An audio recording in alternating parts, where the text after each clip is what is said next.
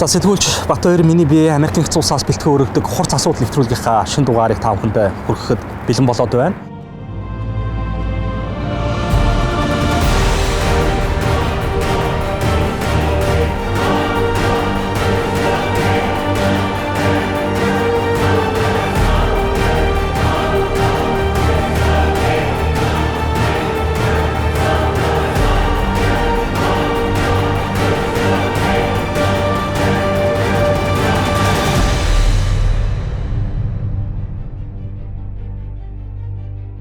Бас нэгэн дуйлан тариад байгаа асуудал бол ерөнхийлөгч Батлахын ахлах зөвлөх ерөнхий сайд асан алтан хуйг өөрийн фэйсбүүк хуудаснаа улс төр хууль хяналтын байгууллагууд үүсэт байгаа нөхцөл байдлын талаар болон шудраг бус хонглыг хэн байгуулж хэрхэн эсрэг үйлс бодолтой улс төрчдийг болон дэнгүү жирийн бизнесмэнүүдийг шудраг бусын хонглоор оруулж дээрэм хийдэг талаар тогтолцооны талаар та бүхэнд ярьсан байгаа.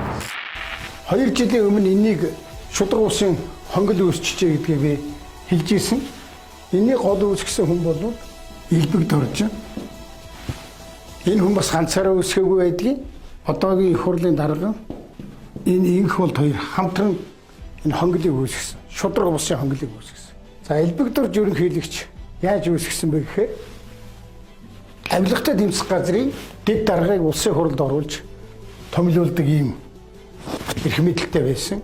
Эндээс цаашаа прокурор хэргийг хяндаг.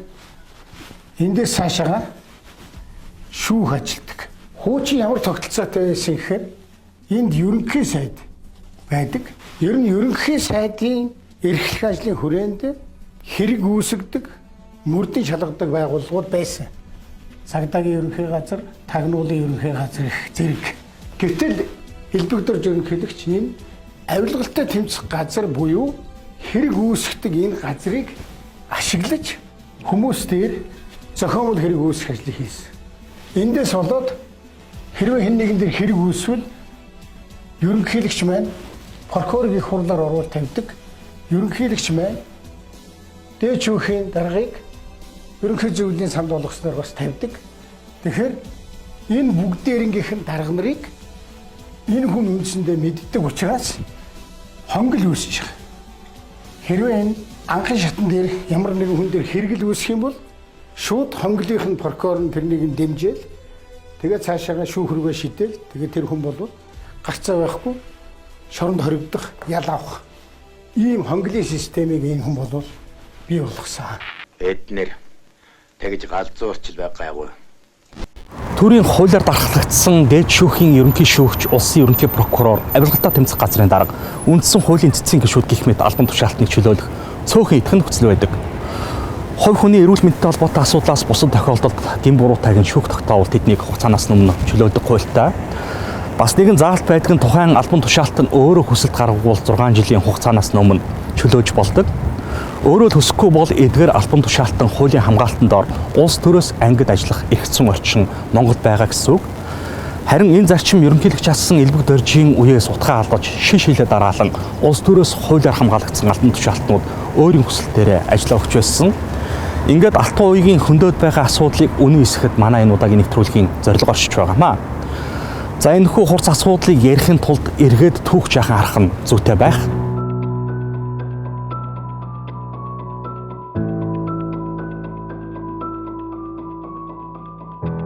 За 2008 онд улсын хурлын ээлжид сонгуул болж Монгол Ардын хувьсгалт нам үнэлэхүү ялалт байгуулж 45 суудал авсан байдаг. Харин санал хураалтын маргааш нь Улаанбаатар хотноо өмнө дэгдэж 7 дугаар сарын 1 гэх бараан өдрийн шин цагийн түүхэнд бичигдсэн байдаг. За улмаар жигсаал цуглаан хэн зохион байгуулав, хэн өмнө дэгдэв гэх зэрэгээр удирдал маргасны эцэст 2008 оны 9 дугаар сард арчилсан нам Монгол Ардын хувьсгалт нам хамтран эвслийн засгийн газар байгуулж баяр ерөнхий сайдаар томилогдсон юм. Харин улсын хурлыг дэмбэрэл даргалж байсан үе.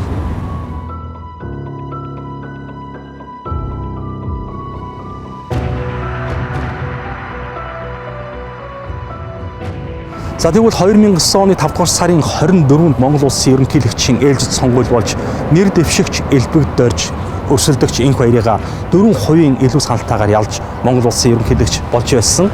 Харин ерөнхийлөгч асан энх баяр ялагдлаа тайлбарлахдаа 5 толгойн лицензийг улсад буцаан авснаас үүдэлтэйгээр Элбэг Дорж, Батуулд баяр нар нийлж унгаалаа гэж үздэг.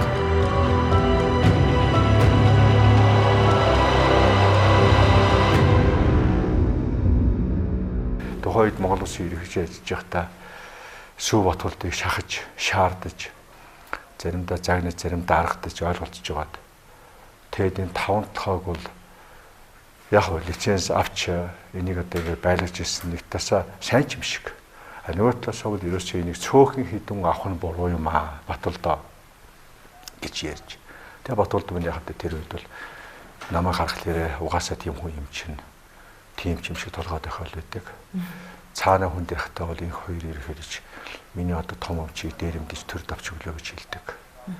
Ийм л байдлаар явсаар байгаад энэ маань одоо тодорхой зөрчил болоод тэгээд Батуулд ба түүний нөхдүүд маань 2009 оны сонгуульд нийлж намайг унгаагаад хуйлдаж Элбэг Дорж, Баяр, Батуулд мэдээ хүмүүс нийлж угаачаад тэгээ ан маань хоёр чинь тэгж үрсэн байхгүй юу.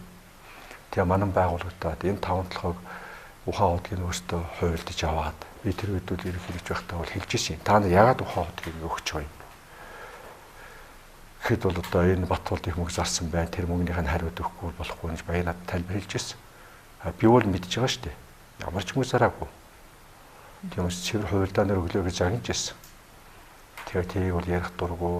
За засын судлыг зэрэгээр хариулсаар бол тэгээ намайг унгааж аваад 9 онд нийлж хуйлдаж угааж авчаа. Тэгээ 5 толгойсоо хийдэг аваад 4.5 тэрбум доллар Хонконгийн зах зээл дээр үнэлүүлээд тэгээд өөртөө тэрбумтууд болсон гэж баярлаад явсан байхгүй юу? Нэг чихнэг л хийж байна да. Гайваа, ноён ялан идэх. Нохоо яранд олох гэж бийтэй. Ингээд энх хоёр алтан уяг нарын яриад байгаа бүлэглэл хүссэн сэтсэн ажлаа ямар ч садгүй хийх сайхан боломж бүрдсэн. Улмаар оюун толгойн гэрээг Элбэг Дорж ерөнхийлөгч болон Эвслийн засгийн газрын үед 2009 оны 10 дугаар сарын 6-нд байгуулсан байдаг. Үүний дараахан биеийн байдлын улмаас Баяр намын дарга болон ерөнхий сайдынхаа ажлыг Сүү Батуулдад 2010 онд шилжүүлсэн байдаг. Харин дараагаар нь энх болд Монгол Ардын намын даргын суудалд очсон. Харин Монгол улсын 4-р ерөнхийлөгч асан энх хоёрыг 2012 оны 4-р сарын 14-нд сүр дүүл антаагаар гэрээс нь баривчсныг үзэгч та бүхэн санаж байгаа хаа. За энх хоёрыг баривчлахаас өмнө хэн ямар албан тушаалд тавигдж байсныг бүгдөө эрхэндээ санацгаая.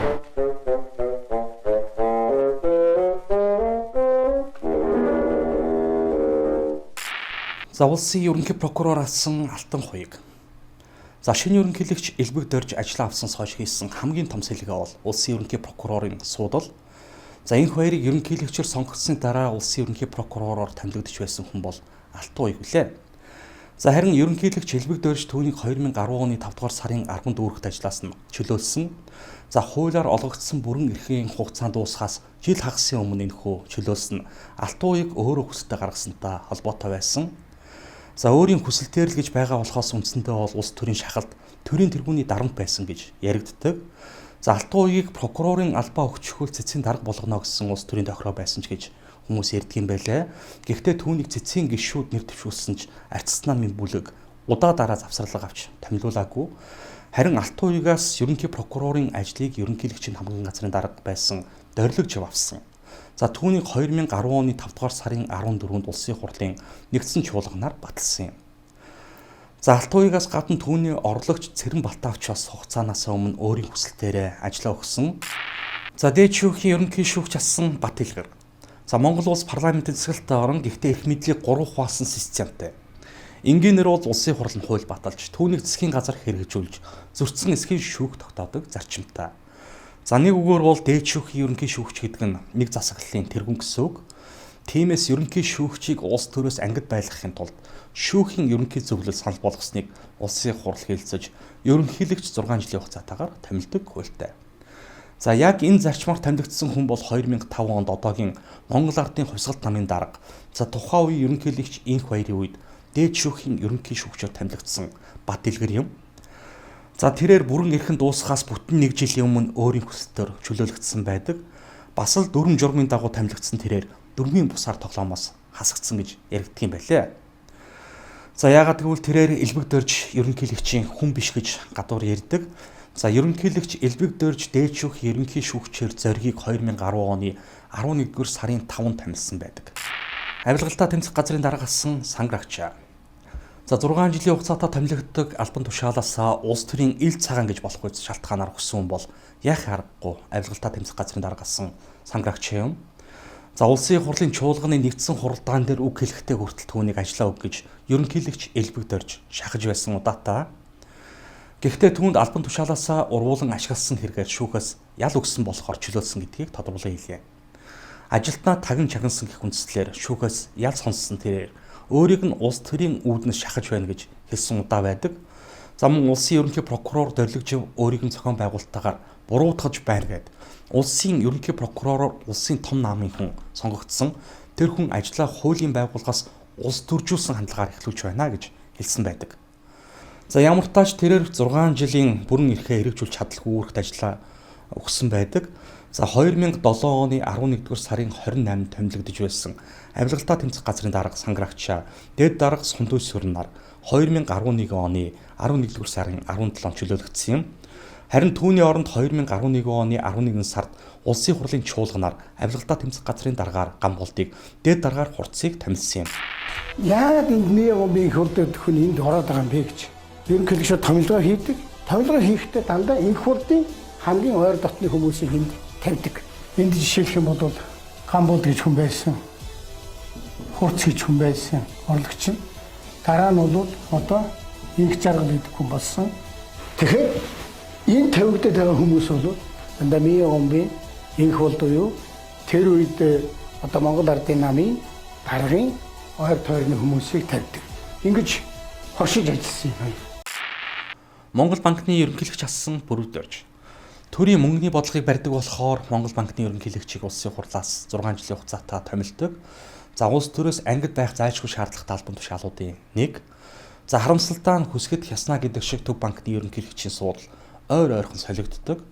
Чулуунбатаас хойш Батцөх, Бүрэг Дорж, Золж Жаргал, Баяр сайхан гэд 4 ерөнхийлөгчийн үүрийг сүүлийн 10 жилийн хугацаанд үзээд байгаа.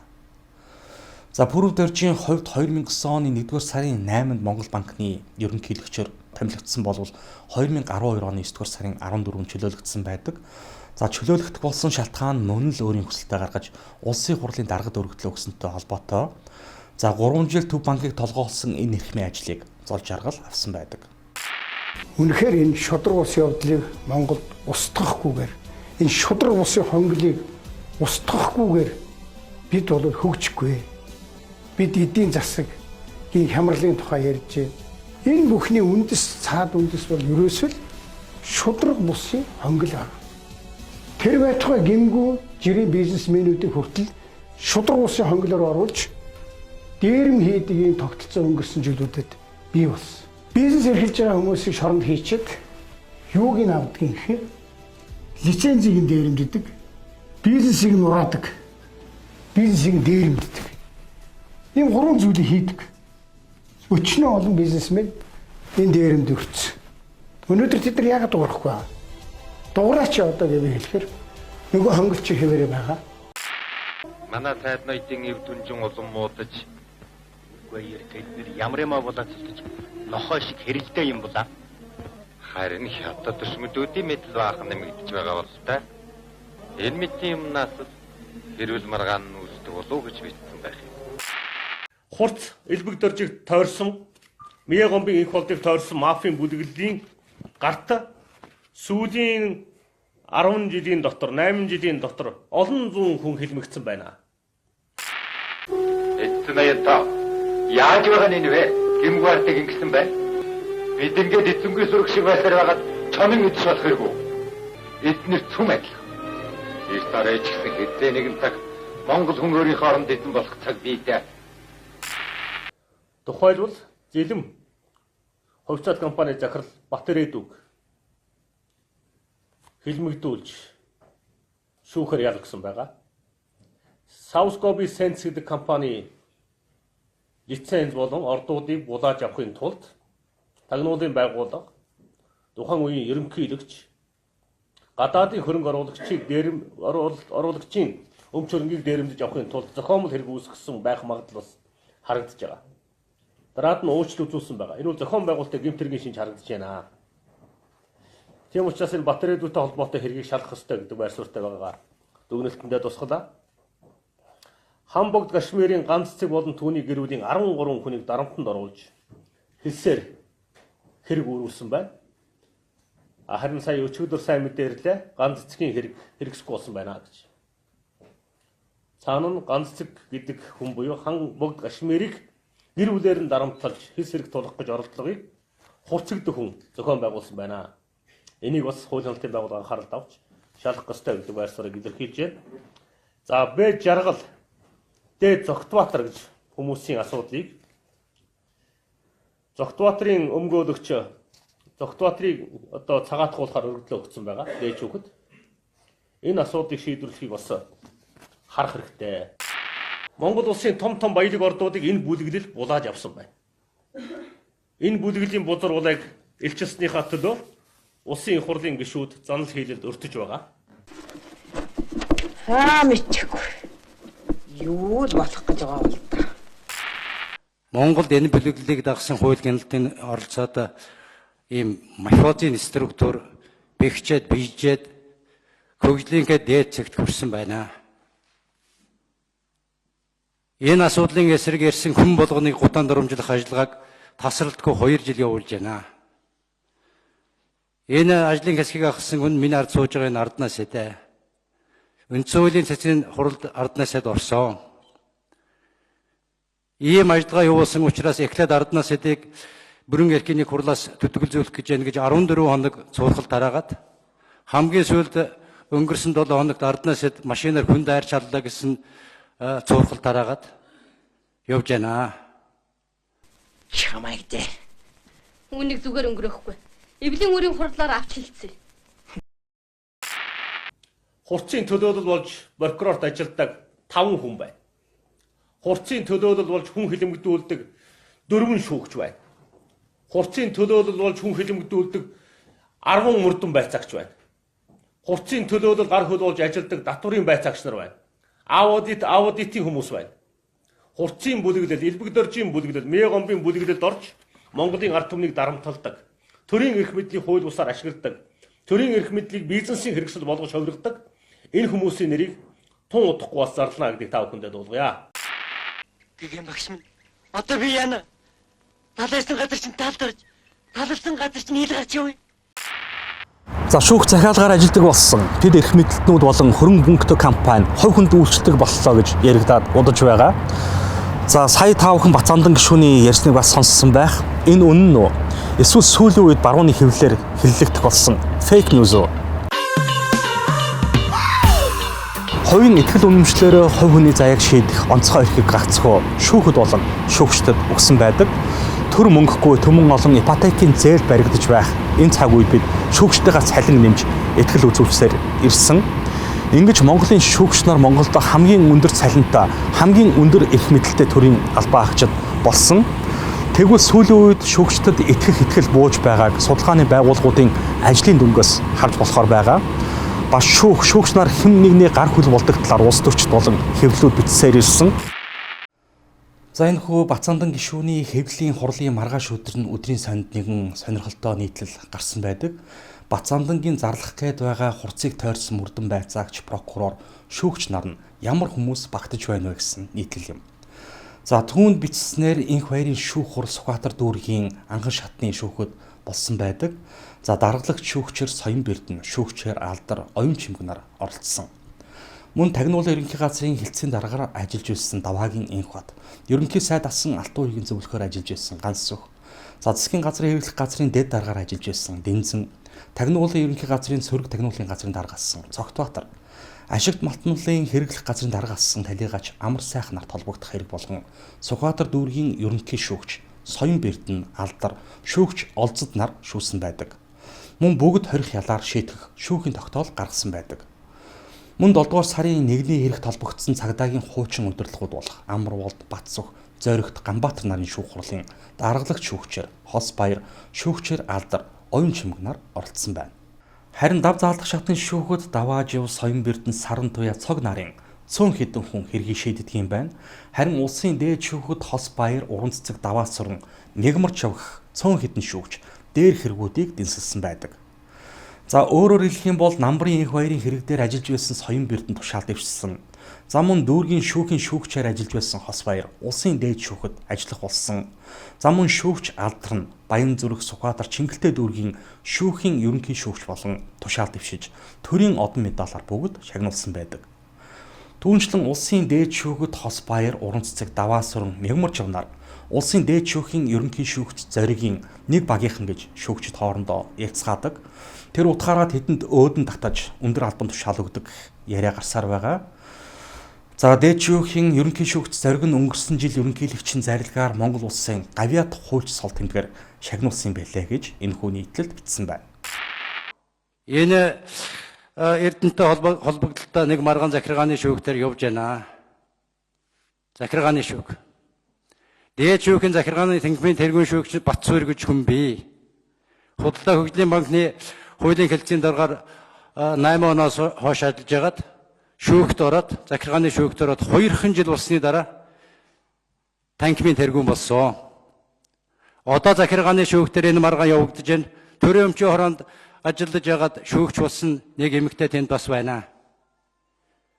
Тэр эмэгтэй энэ хөдөлთა холбогдлолтой асуудал, хар төмөрлөгийн үйлдвэртэй холбогдлолтой асуудлаар энэ бүлэглэлд ашигтай шийдвэр гаргах үед төрийн өмчийн хорооны хамгийн газрын дарга байсан хүүхэн байна.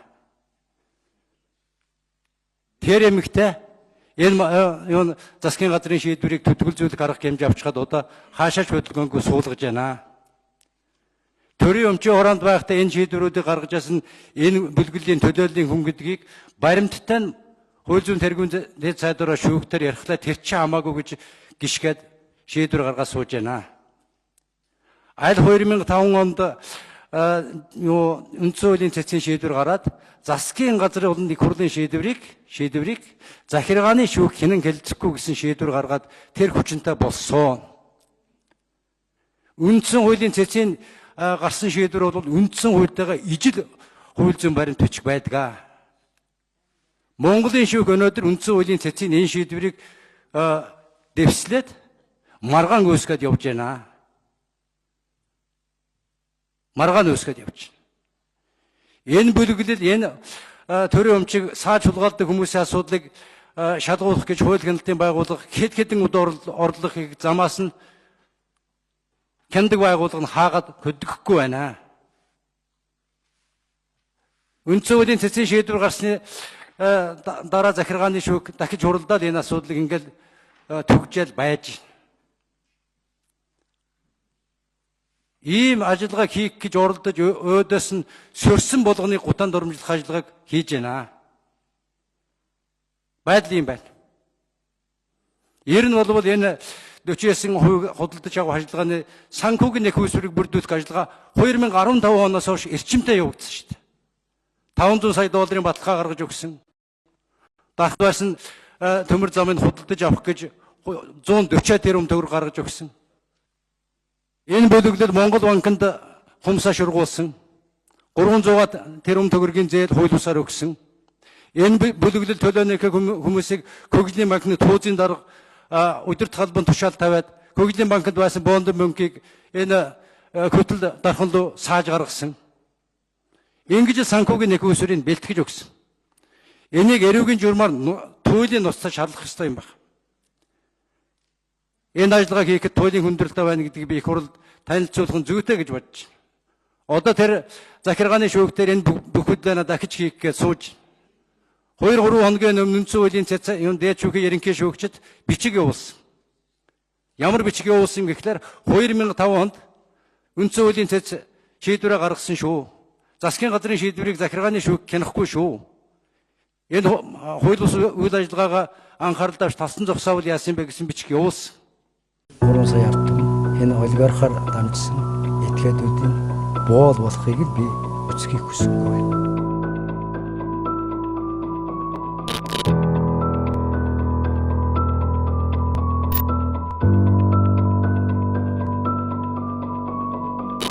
Монгол Улсын хамтарсан Эрдэнэт үйлдвэр өнөөдөр бол 100% Монголын үйлдвэр болж байгаа гэдгийг би бас албан ёсоор зарлах гэсэн юм аа.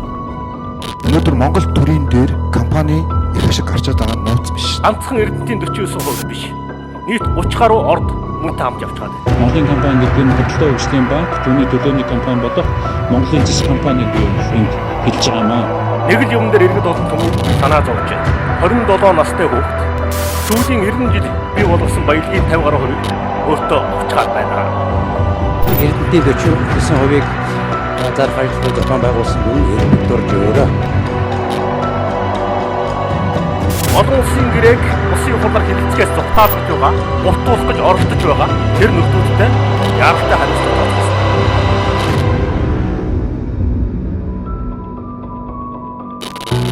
Өчигдөр нэг нөхөр хэлж байна, улсын хурлын гишүүд өөрсдийн ажлыг хий, битгий Эрдэнэт мөрдөж яриад байна гэж. Тэр нөхөрт би нэг зүйл хэлье, битгий галзуур гэж. Тэгэхээр энэ Эрдэнэт асуудал дээр бол тийм намайг хариад хамаагүй шүү. Юу хийж байгаа вэ? Та хин юм бэ? Ад түүнийхээ итгэдэг ирээдүйтэй хамт зарлаа.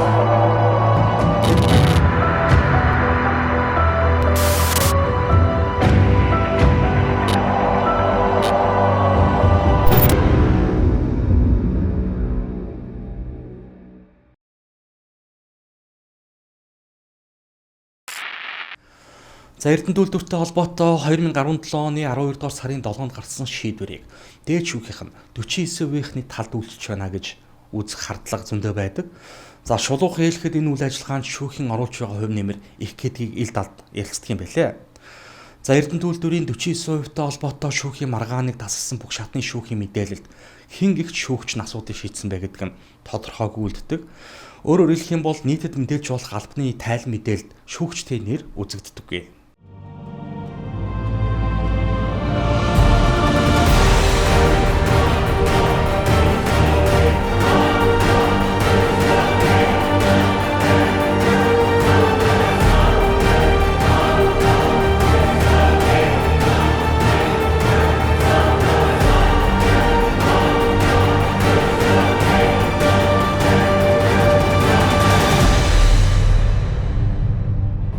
За төр нийгмийн нэр зүтгэлтэн зоргийг хөнөөсөн хэргийн шүүхийн шүүгчээр Сүхбаатар дүүргийн эрүүгийн анхан шатны шүүхийн ерөнхий шүүгч Алдар шүүхээр болсон байдаг.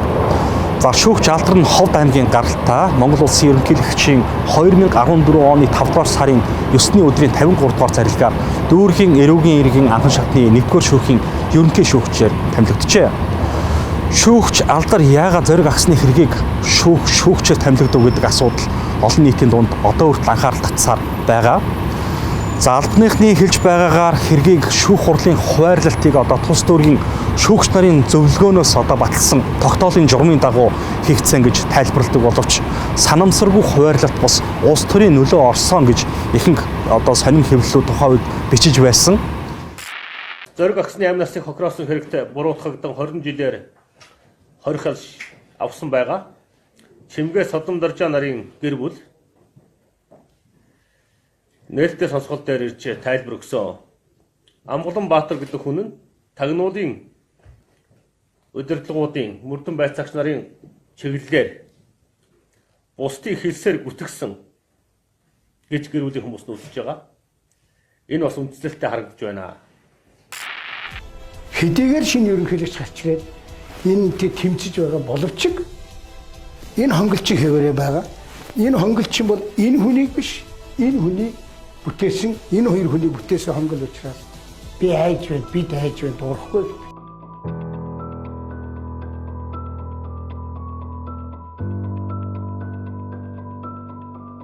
За энэ хүн нэвтрүүлгээ бэлдэж байх хугацаанд их олон материал уншиж судлаа. Их олон цагийн бичлэг үзлээ. Үнэхэрийн алт уугийн яриад бичээд хэлээд байсан шудраг бусын хонгол Монголд бий болоод удаж байгаа гэдэгт улам бүр идэх боллоо. За одоогийн ерөнхийлөгч батлах хүчгүүдэд байгаа нь үний юм байна гэдгийг ойлголоо. За учир нь шудраг бусын хонглын нэгэн баг нь болох энэ холд улсын хурлыг одоо хүртэл атхан сууж байна. За нам нь олонхоос гадна Монгол ардын намын гишүүдийн дийлэнх нь энэ холдын карманы хүмүүс болсон байна. За шүүх прокурор авилгалтаа тэмцэх газрын удирдлагыг шинээр улсын хурлд санал болгосон ч гэсэн улсын хурл хүлээж авахгүй юм байна. Баталж өгөхгүй юм байна. Иймд ерөнхийлөгч батлагын санал болгоод уриалаад байсан улсын хурлыг тараах цорын ганц арга байж болох юм. Эсвэл энэ холд өөрөө хөстөө өгөхийг л харах хүртлээ.